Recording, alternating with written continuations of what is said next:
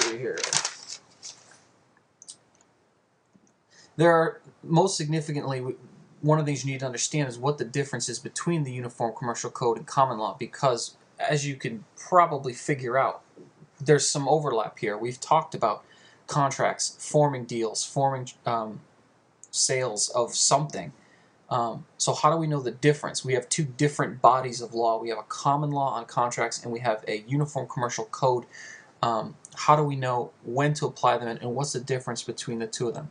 Well, first of all, we've talked about sources of law. There's a difference in source of law. The Uniform Commercial Code, as I mentioned, is a piece of legislation. It had to be enacted and passed by each state's legislature. So you remember back to our first night of class when we were talking about sources of law. This is statutory and code, right? Common law falls under that case and common law source, right? Common law is essentially judge-made, right? Code and statutes are legislative-made. So we're talking about things that were designed differently. And when we also talked about those different sources of law, we talked about how they interact. And you can remember that statutory and code law can be written to override what the common law is. I think the example I used back then was in criminal law. Right? We've enacted, murder was a common law crime, but we've enacted criminal statutes to define it a little bit more clearly and to break it down into different classes, so to speak, into things like involuntary manslaughter, murder one, or premeditated murder, and other types of murder. So all that is most of that is of statutory design. Here, same thing. What we did was we enacted a code. We enacted statutory law to override what the common law couldn't do as well as the code. We also have historic differences, all right? Common law evolved over many years, right? We know that it started all the way back in England, guys with powdered wigs. We talked about this, all right? It's judge-made, and it took a long time for the common law to happen. The Uniform Commercial Code evolved relatively quickly, especially compared to that. We're talking about over a couple of years. It was written by some legal scholars. It was not written by judges. It was written by academics, people who were considered some of the brightest legal minds in the country, sat down and kind of put this together as a scheme. Like I said, it tells a story of a business transaction and each one of its parts, and it tells a story of every little thing that can go wrong along the way and how it can be handled, or how it should be handled.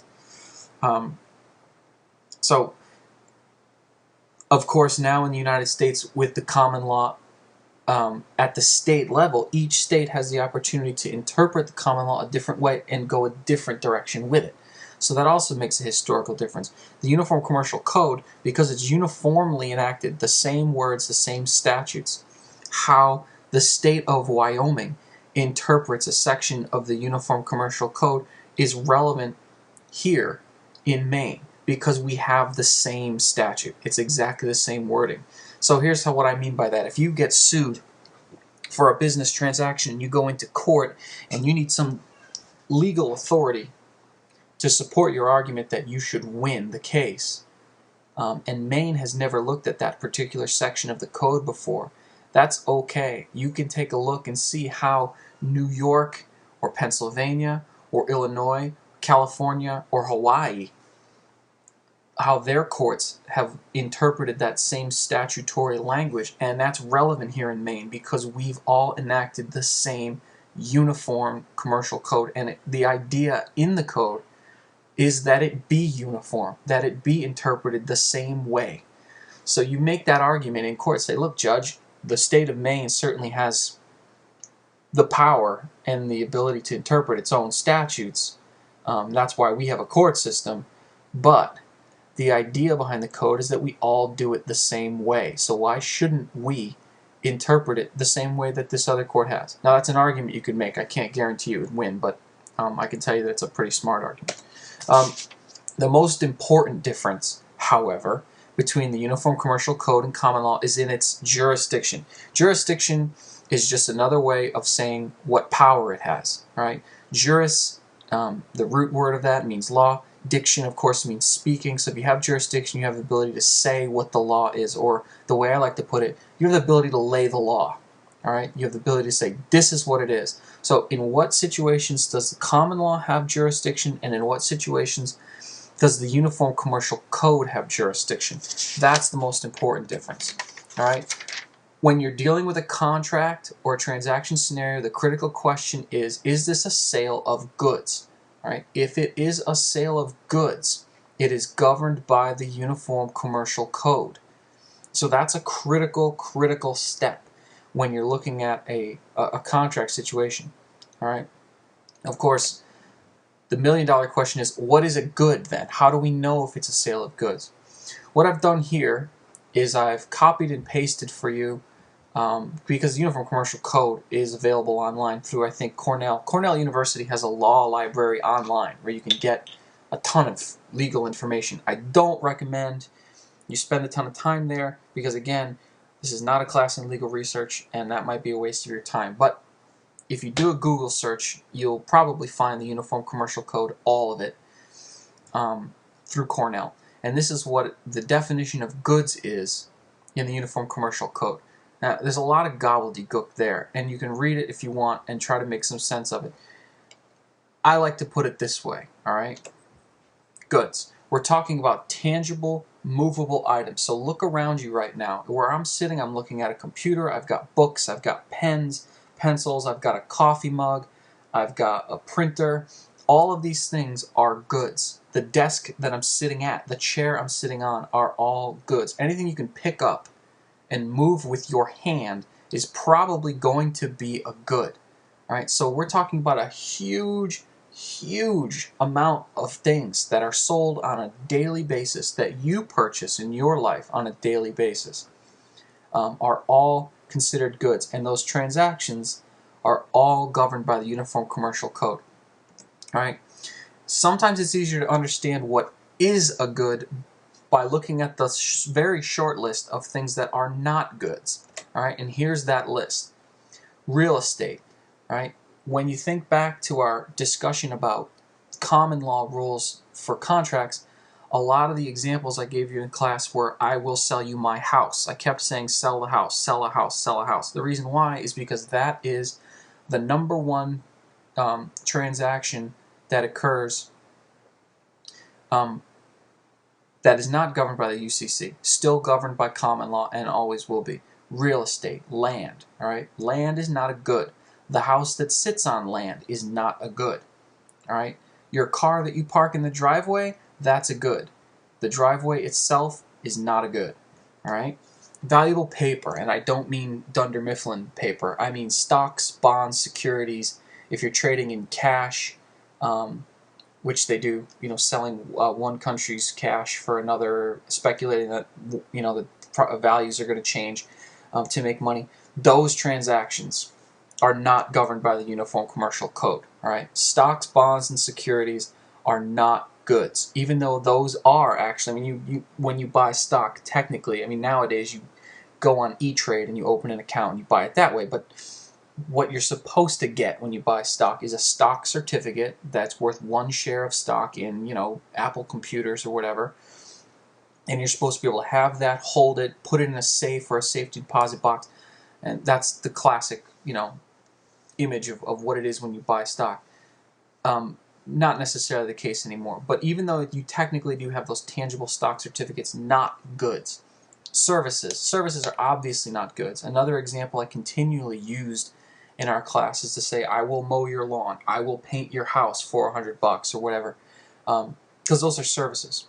And when somebody's contracting to provide services, you're not selling goods, you are governed by common law. And lastly, rights.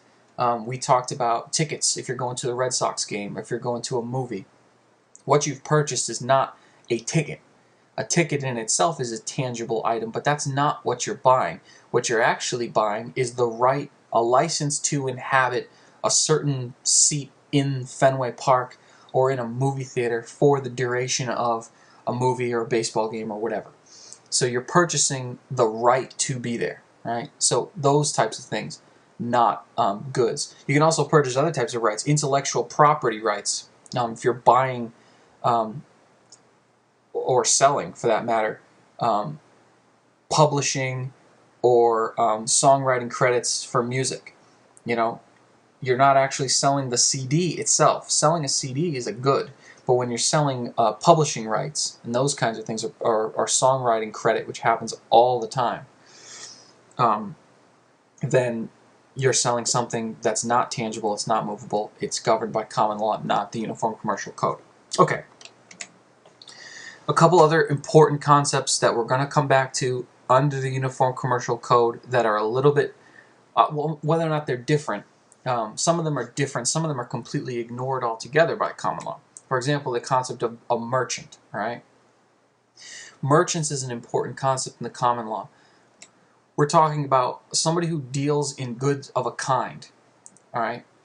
And what they mean by that is somebody who sells something, and not just anything, but one who's a consistent dealer of that good. So, when you go to a car dealership, and let's say it's a Ford dealership, and you go there to buy an Explorer, you're dealing with a merchant. You're dealing with somebody who deals in goods of that kind on a regular basis. If your uncle is selling his used Explorer that he's had, you know, for whatever, 5-10 years, he is not a merchant. All right? He's just somebody who doesn't routinely deal in goods of that kind. He's just someone who happens to be selling it. All right? Now, if your uncle is a mechanic and has worked his whole life as that, and by his occupation is holding himself out to have superior knowledge of the goods, and he's telling you, well, this car is great, the engine's in perfect condition, it's going to run really well, and he's holding himself out because he's a mechanic and because he knows things about cars to have superior knowledge of that, he will also be considered a merchant, all right? So, critical difference. The Uniform Commercial Code treats merchants and non-merchants differently, right? Whether or not you routinely deal in goods of a kind makes a big difference, or whether you have superior knowledge. You will see that they are held to a higher standard. Right? People who are merchants are always going to be held to a higher standard. All right. Done with that notebook, so I just threw it across the room. All right, next, good faith. All right, another important concept. This one does exist in common law, but there's not much made of it. All right, the Uniform Commercial Code makes it very clear. It imposes the obligation to deal in good faith, all right, at all times. And what they mean by that is honesty in fact and acting in accordance with commercial standards of fair dealing. So you have to be honest and you have to be fair. Honesty in fact means exactly what it sounds like. You can't lie about something factual, all right? And if you're lying about something that's not factual, you're probably not observing commercial standards of fair dealing. But honesty in fact. So rolling back the odometer on a car and saying that it only has 5,000 miles when it really had 100,000 miles on it, that's not being honest in fact. That's not dealing in good faith. And you've violated the code's obligation to deal in good faith. All right. Commercial standards of fair dealing. This is another concept that we're going to see come up. The Uniform Commercial Code, to make things easy and to make things to do what just makes sense, it defers to each individual industry's standards on what's acceptable behavior. We're going to see this come up a couple times. Each industry is different, and the code, the people who wrote the code understood that they were going to be covering a massive amount of transactions by this law. So what's right in one industry might not necessarily work in another. So they're just trying to kind of make something that can work across industries by giving different trades the ability to substitute their own standards. Right? So that's one example of that. We'll see a couple more before we're done. And lastly, reasonability. We've talked about this before. This comes up all the time. We talked about it in contract. We're talking about it in Uniform Commercial Code. We're going to talk about it when we talk about torts, whenever we get back to having actual class. And we're going to talk about it in regard to corporations and the duties and rights of directors and officers of the corporation. All right, so these are three concepts that are imposed. Now, reasonability is a very liquid standard. It's just sort of what the average member of the community might find acceptable and not over the line. So it's not something that I could test you on. Really, you tell me what you think is reasonable, and whatever you think is reasonable is fine with me.